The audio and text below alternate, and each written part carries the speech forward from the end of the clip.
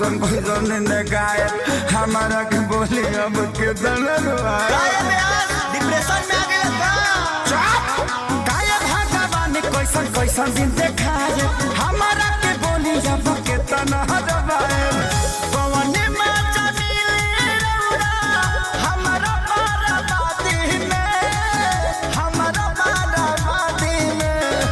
Hello hello hello, जो भी बाराती भाई लोग खाना नहीं खाए हैं कृपया द्वार पे जाके खाना खा ले।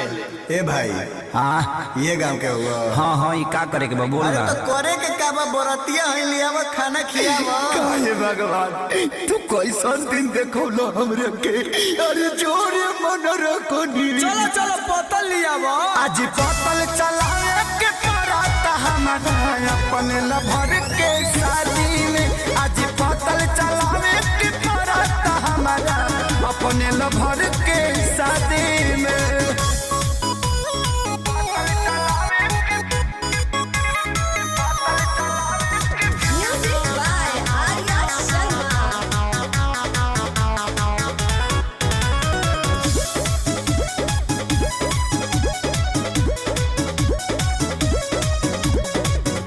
बने वाला रहनी हाँ जवाना कसैया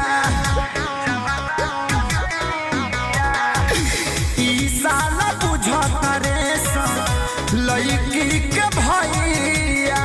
टेंशन मत लीजिए, गलत फैमिली हो गया होगा। बने वाला रहनी हम जवाना के सैया ई साला बुझले लड़की के भैया लाठी कोई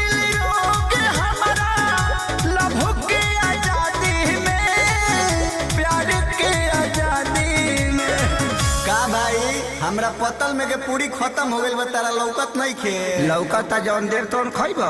अरे तनी पानी वाला के भेजा भाई, पुलाव दो तनी, एने पुलाव दो। पुलाव पुलाव पुलाव पुलाव ए भाई दुगो पूरी दो एने। तीन पूरी सिंखला खइबो।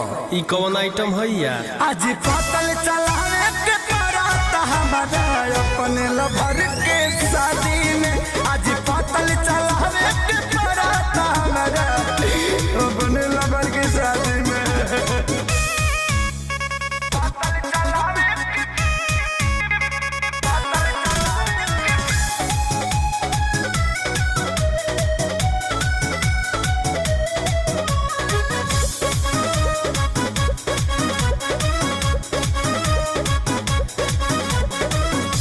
यादो राज खेसारी भान अकेले जिली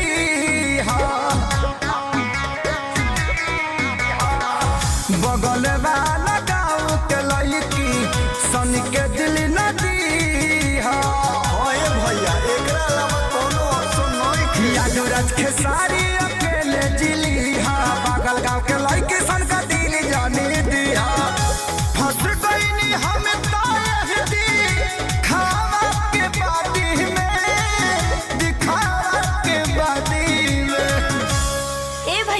थोड़ा आइए ना, इधर काम है, आइए ना। ए भाई तारा के बोला कि जाना नहीं भैया, मैं आपको ही बुला रही हूँ। हमरा के? हाँ। क्या भगवान अब कतना बुरा दिन ले जाइबा हमार। बता दी आज पतल चलावे के पराता हमारा अपने लबर के साथ में।